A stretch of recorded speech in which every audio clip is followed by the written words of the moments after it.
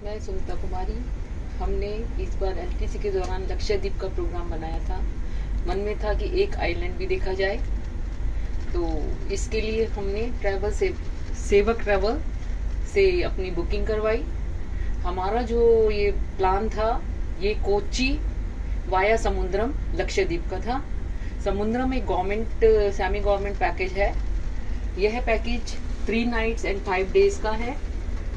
Booking तो हमने कोच्चि से ही, वो दिल्ली से ही करा ली थी, सेवक ट्रैवल से इसकी।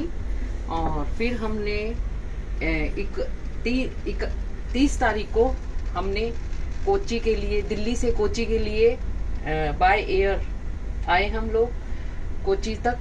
दिल्ली से कोच्चि तक बाय एयर आए। उसके बाद हम जो है यहाँ की जो समुद्रम पैकेज है उसके थ्रू फिर हम समुद्रम तक पहुंचे।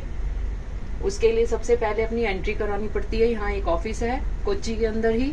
वहां से एंट्री कराने के बाद हम लोगों को वहां से ये लोग स्वयं ही समुद्रम तक लाए, जो कि कोच्चि में समुद्र के अंदर खड़ा हुआ था।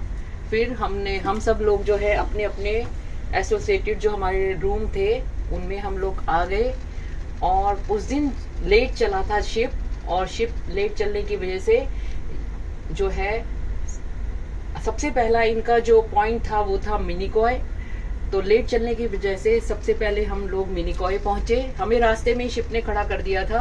फिर बोट्स के द्वारा हमको मिनिकॉय आइलैंड पर पहुंचाया गया। मिनिकॉय आइलैंड में हमारा स्वागत किया गया मैंगो वाटर से। और उसके बाद वहां पे जो बीच था वहां सबने एंजॉय किया, और बीच पर ही हमें लंच मिला।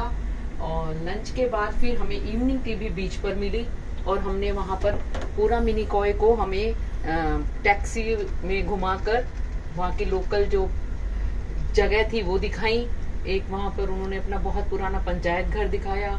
वहां पर भी उनकी एक बहुत पुरानी नाव पड़ी थी, रेसिंग नाव थी वो। और वहां के जो लोग थे बहुत ही कोऑपरेटिव थे, बहुत ही मिलनसार थे। उन्होंने हमें बताया वहां मिनिकॉय के बारे में।